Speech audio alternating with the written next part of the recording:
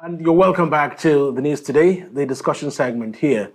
Nze Chukwu from Imo State has emerged as the new President General of the Igbo Sociocultural Group, Ohanaeze Ndi Igbo, worldwide. This is contained in a communique issued at the end of the Ohanaeze Ndi Igbo Worldwide Imobi and General Assembly meeting held on Saturday and signed by the Secretary General, Oke Emuche. The Chukwu's leadership is expected to last only 27 days, needed to exhaust the Imo State tenure, which ends on January 10th, 2025. His emergence is a result of the consecutive deaths of the group's two ex-president generals, Professor George Obiozo, who died in 2022, followed by Emmanuel Nwayawu, who died in 2024. To help us throw more light on this, as they have applied the doctrine of necessity, I'm joined virtually now by Mazi Bismarck Orji, convener of the Southeast Good Governance Group, SEGGOP, Good Governance Project, that's it, SEGGOP. Mazi Bismarck Orji, you're welcome to News Today discussion. Thank you. It's my pleasure. And apart from SEGGOP, I've been a stakeholder in Ohanaeze National since February 2000. Thank you. All right, then. Thank you for that. So, finally, there's someone who is in charge, at least for the next 27 days. So, any surprises for you there? Anyway, actually, he has one assignment, that is to ensure that by 10th or 11th of January, that Ohanaeze hosts an election. Of course, I would say we were surprised because we expected that since we have only 27 days left, that the most important item on the agenda for that meeting was to set up an electoral committee.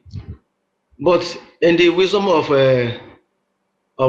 those concerned, it turned out that there was need for him to complete the remaining days, not up to a month, of Imo State tenure as president.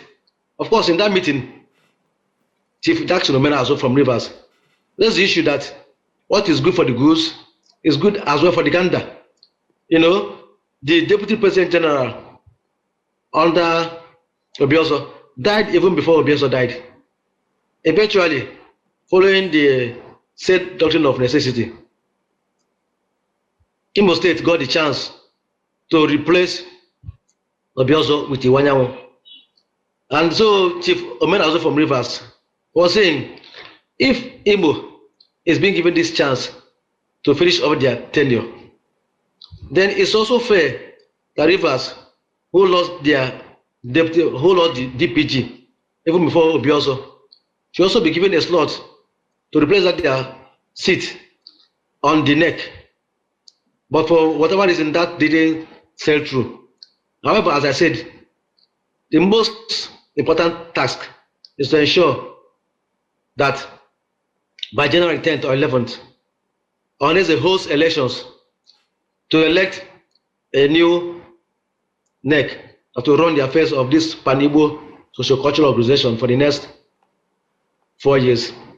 And I would like to urge that learning from the past, you should avoid all the pitfalls, because after the House election about 4 years ago, there seemed to have been some crisis, leading to issues of factions and the intervention by the bishops and all whatnot. So I urge whoever is to emerge as the chairman of the Electoral Committee to ensure that they follow the Ohanaeze Constitution, to ensure that those who are elected will not be seen as being one-sided, but will represent the mandate of the entire Igbo nation, both in Nigeria and beyond. That's the task before Nzozi Chukwu. Yes. Absolutely well said there.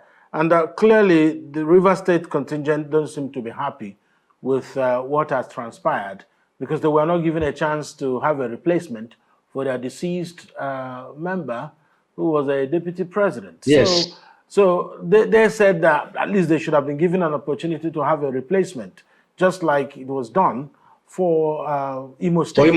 Now that this has happened, also there's a communique by the Southeast Governors Forum, the secretariat, of course, headed by Senator Uche Okwunife, who's saying that Rivers has been endorsed to produce the next President General of Ohanaeze Ndi Igbo. So if that is the case, which one should be really more priority for them? Is it trying to have just a short stint at vice presidentship, or to prepare on who becomes the new PG? I mean, you just have 27 days remaining.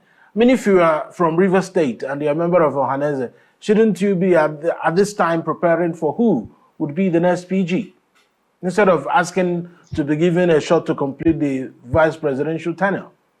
Anyway, of course, your guess is as good as mine. I felt the Rivers contingent, they made that request based on equity. If you want to give him a chance for 27 days, then Rivers can also be given a chance for the same 27 days as deputy. But the main issue... But why weren't they given a chance in that meeting? Why was it impossible to grant them that? Well, I think it's just an issue of interest and politics. Because Alex, you know, there's politics everywhere, even in the church, in the family, and also in Ohanaeze.